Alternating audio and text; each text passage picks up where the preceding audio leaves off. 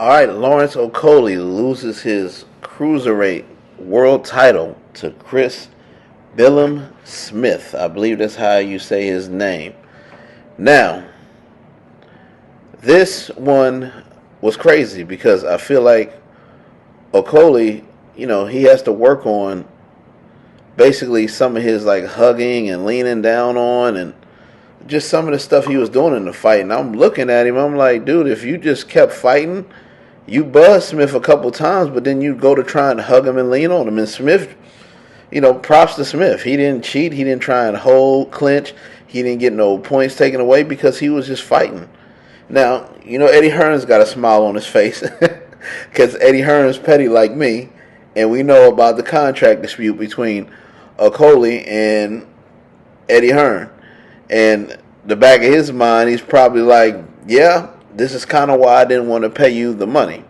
So anybody in the United States want to know what's going on with Okolie and Hearn. And there's his trainer. He's got the same trainer as Tyson Fury. And as you see right there, he got dropped, I think, 3 times. I was shocked when I found out. UK is where it was at yesterday. UK is where it was at. But let's get back to the Eddie Hearn thing. All right, now let's get back to the Eddie Hearn smiling situation. So, with Okolie, for anybody in the U.S. don't know, his contract expired with Matchroom, right? So when his contract expired with Matchroom, there was another promoter, I think him and Joshua Botsy, they went ahead and signed with him, and he's got to connect with Sky Sports. But Eddie Hearn pretty much told him, like, yo, I'm not going to re-sign you for that much. Okolie says if Hearn would have re-signed him for just something as close as, what the other promoter was signing him for, he would have went back with him, right? But here's what I think Okolie and Botsy don't know about the U.S. or DAZN. DAZN literally offered Eddie Hearn $1 billion. DAZN is in Canada, USA, and a bunch of other countries. However, if you're not a real boxing head like me, and you don't know about where to find fights at in the UK, like yesterday when I do my 3rd fight on Conlon, in the top ranked fight that was over there yesterday. It was 3 huge fights yesterday. Only one big fight was in the USA, and that was Rocha versus Young, and that really wasn't a fight. That was really just Alexis Rocha building his resume up so he can get a title shot. But it was actually world title shots in the UK yesterday. So what I'm trying to get across is if you don't know about, Fight TV, and if anybody's listening to this, go ahead and download Fight TV right now. So basically Fight TV is where you can see any fight in the USA where you don't see on DAZN, ESPN, or Showtime. Like the Adrian Broner Hutchinson fight will probably be on Fight TV. Antonio Tarver's son or nephew, whoever fought, his was on Fight TV a couple years back, or like a year and a half ago, when I watched what's dude that just lost the Better Beef name, Anthony Yard. That comes on Fight TV. So anything that's not on like the main boxing streaming like things in the United States is you can probably catch it on Fight TV. And I don't think Okolie and Botsy understood that's why Eddie Hearn wasn't giving them no extra money, because if you don't really know about like boxing, if you're not a super hardcore like I am or a lot of people, you won't know where to catch these fights. Most people just know to catch those 3 networks or streaming services. And if it ain't on those 3, people will just read about it on YouTube. And it's crazy because Botsy and Okolie, who just lost his title, they both are world champions.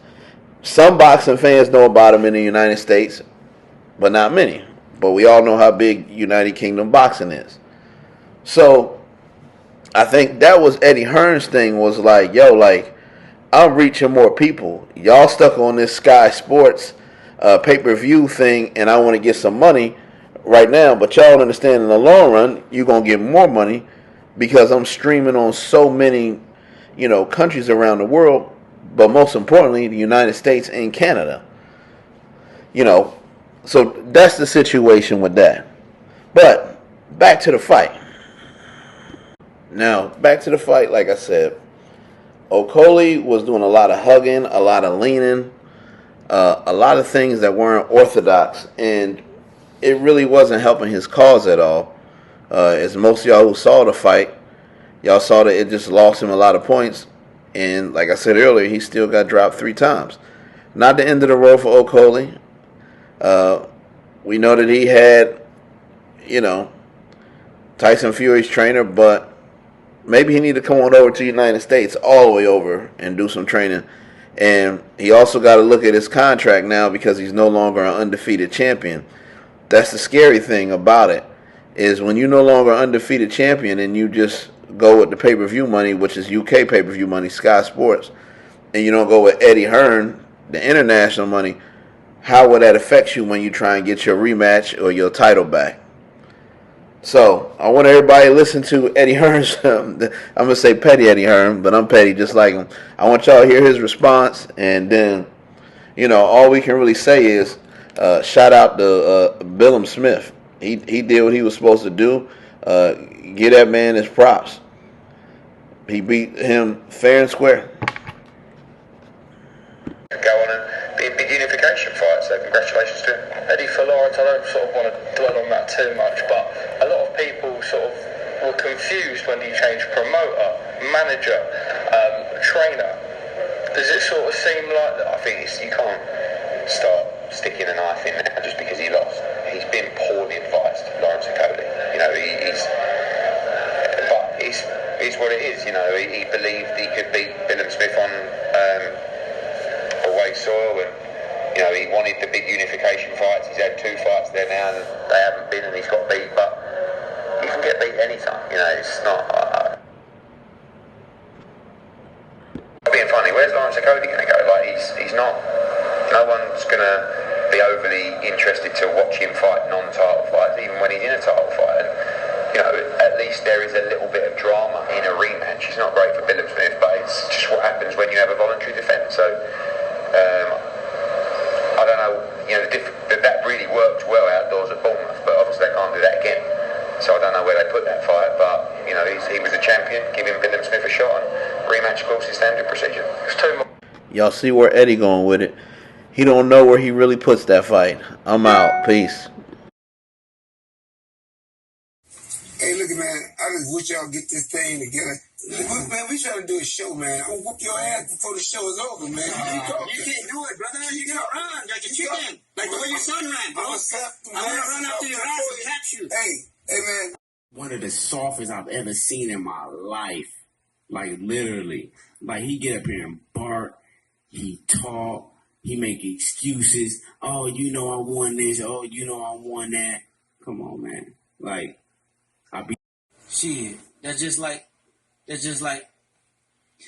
when you believe that you want cheese on that burger.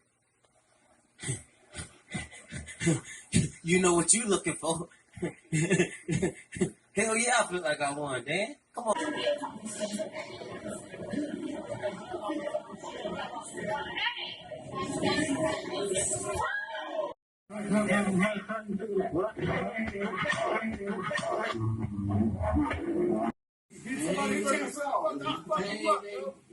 Shit. Watch your mouth, bro. Watch your mouth.